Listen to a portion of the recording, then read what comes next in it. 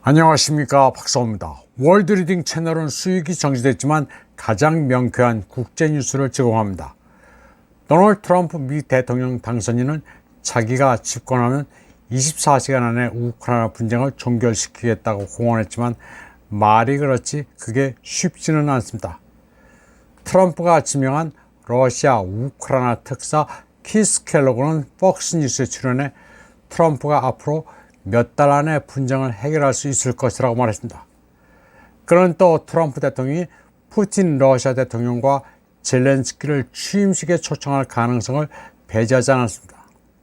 켈로그는 트럼프 대통령이 3단계 체스를 두는데 그는 그렇게 대담한 움직임을 보일 수 있다고 말했습니다.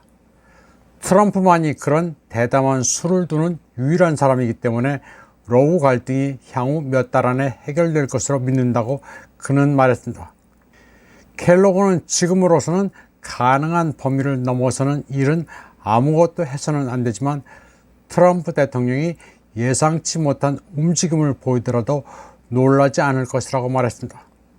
트럼프는 선거운동 기간 동안 모스크바와 키예프 간의 갈등을 문자 그대로 하룻밤 사이에 종식시키겠다고 거듭 약속했지만 그러한 결과를 어떻게 이룰 것인지에 대한 구체적인 내용을 제공한 적은 없습니다.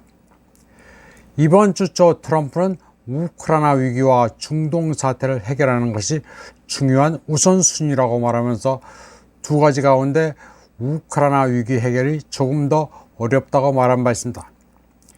예전에 모스크바는 트럼프의 우크라이나 위기 해결 방식에 대해 회의적 입장을 표명했으며 선거 레토릭으로 일축했습니다. 트럼프의 대선 승리 직후 페스코프 크렘린 대변인은 24시간 안에 분쟁을 해결하겠다는 트럼프의 발언은 일종의 과장이라고 평가했습니다. 월스트리트저널은 소식통을 이용해 트럼프가 러시아와의 휴전을 감시하기 위한 EU 평화유지군 파견안을 제안했다고 보도했습니다.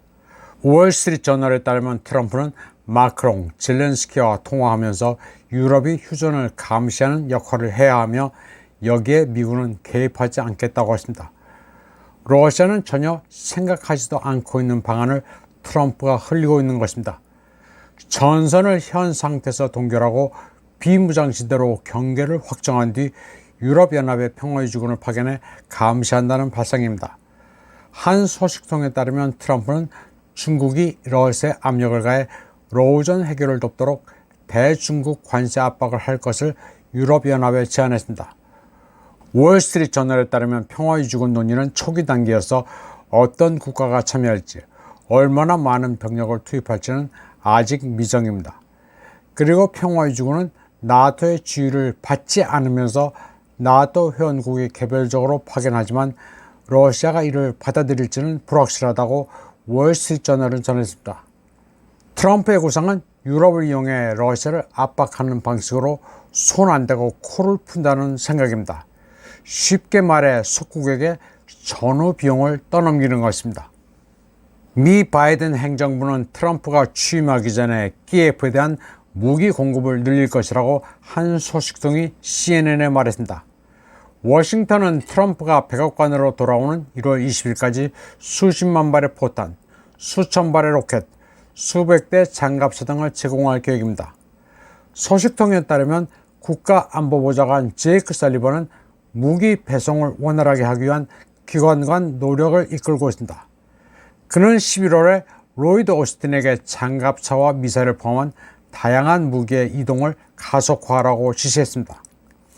미국의 무기는 통상적으로 유럽을 거쳐 우크라이나로 수송됐지만 앞으로의 신속한 도착을 보장하기 위해 상당수의 항공편과 선박이 투입될 것으로 알려졌습니다. 목요일 저녁 바이든은 우크라이나에 대한 5억 달러 규모의 새로운 무기 패키지를 승인했는데 여기에는 방공, 포병, 드론, 장갑차가 포함됩니다. 이 시점에서 윤석열 대통령에 대한 탄핵이 의결된 것은 전화위복입니다. 국가 기능이 마비된 것은 안타깝지만 우크라이나에 대해 신경을 꺼도 되게 생겼습니다. 집권 초반부터 윤 대통령은 나토를 기웃거렸습니다. 별 득도 없는 집단 서방을 올리면서 키예프에 뭐라도 지원하지 못해 안달하는 모습이었습니다. 자칫 분쟁 당사자가 될 수도 있는 위험을 무릅쓰면서 없는 국가 살림에 키예프에 1,400억 원의 장기자리 차관 제공도 단행했습니다. 지금 유럽과 미국은 우크라이나 지원에 가랑이가 찢어지고 있습니다. 비상계엄령 서동으로 인해 윤 정부가 마비 상태에 빠지지 않았다면 한국이 우크라이나 대리전의 수렁에 깊이 빠질 수도 있었습니다. 이번 방송은 여기까지 하겠습니다. 시청해주신 여러분 감사합니다.